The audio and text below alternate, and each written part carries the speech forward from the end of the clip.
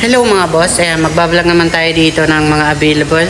So updated tayo dito sa mga binaba na presyo. Kagaya ditong Jetor na 2024 model, yung 8,000 mileage, yung 1,950,000. So gagawin na lang natin ng 1,850,000. So yun, negotiable pa yun dito.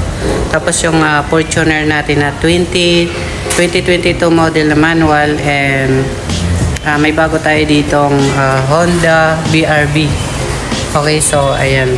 So updated price list and October 13, 2025. Tara, check natin. Okay guys, yan, para sa mga naghahanap dyan ng mga second-hand car, marami pa tayo ditong pagpipilian. At lalo na yung mga binagsak presyo na naman ng ating Jetor and Toyota Fortuner and Isuzu D-Max. So bali tatlo na yung binagsak presyo dito mga bossing. So panoorin nyo tong buong video para malaman nyo yung mga presyo na lang nila. Ito mga boss, sa mga naghahanap ng 4x4, ito ay naka-reserve na. So ito is hindi yan kasali sa mga nagtatanong dyan sa sa Pajero. Ito meron tayong available dito na Honda City 2022 model. Ito na muna yung bagsak presyo mga bossing. Sa mga naghahanap dyan ng Jetor 2024 model, 8,000 mileage, and brand new condition pa din kasi ang brand new man nito nasa 2,500,000. Ito mga bossing, ang presyo ko talaga dito dati 1,950,000. So syempre binaba na siya ng 100,000, nasa 1,850,000 na lang siya mga bossing. Ayan, para sa mga solid followers natin dyan, makakakuha na kayo dito ng sobrang murang sasakyan. So hanapin naman natin yung bagsak presyo dito mga bossing. So ito yung Toyota Fortuner natin ditong pangalawa na 2022 model na Toyota Fortuner manual transmission, mga bago gulong, and mas mahal pa sa original na stock na gulong.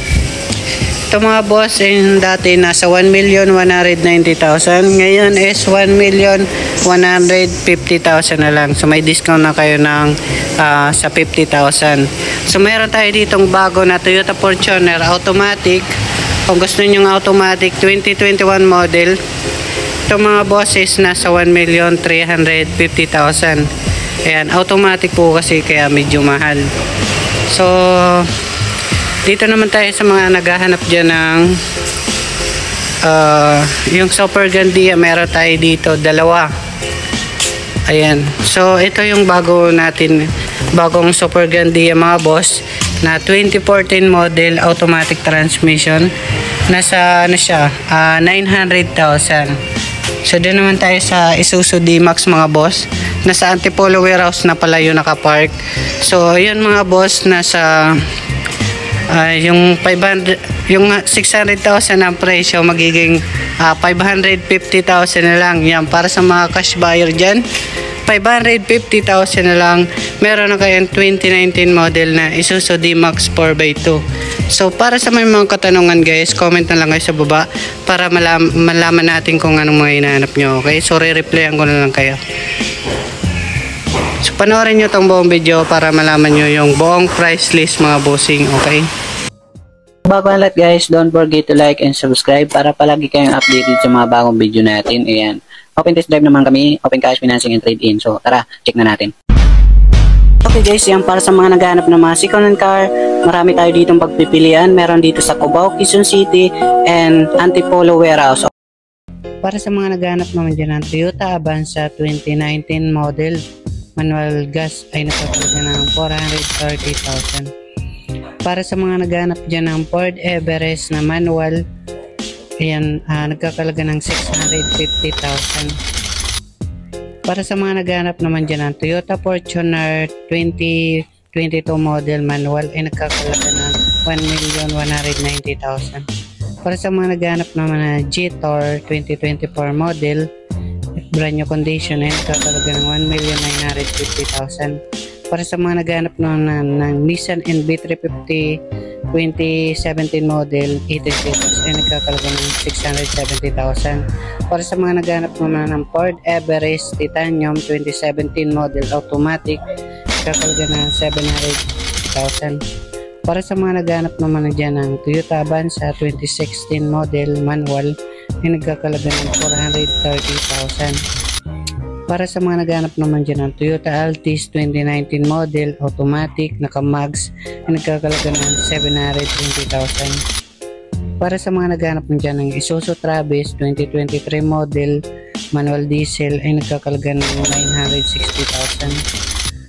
Para sa mga naghanap naman dyan ng Starex na 2017 model automatic 12 seaters ay nagkakalaga ng 820,000. Para sa mga naghanap naman dyan ng Suzuki Carry 2022 model FB type ay nagkakalaga ng 450,000. Para sa mga naghanap naman dyan ng Stargazer 2023 model automatic ay nagkakalaga ng 730,000.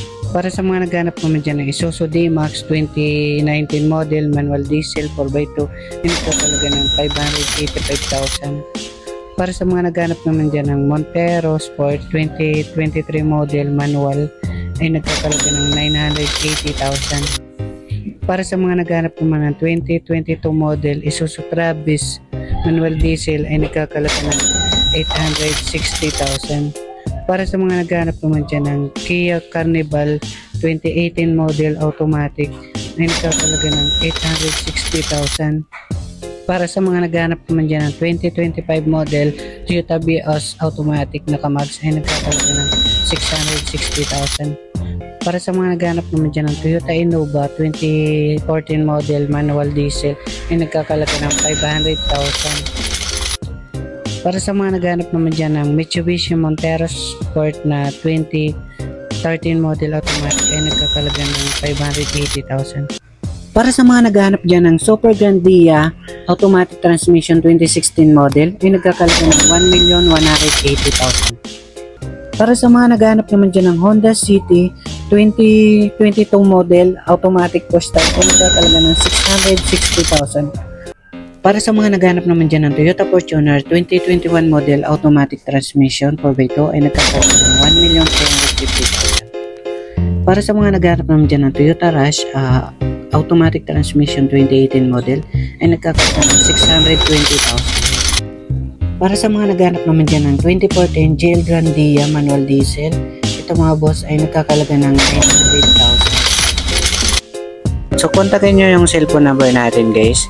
Yan yung FB natin, Marvin Colinares Flores. Tapos yung Globe Smart natin, tapos Globe, okay? Kontakin nyo lang yan. Yan, marami tayo ditong pagpipilian. Dalawa naman yung warehouse natin. Thanks for watching.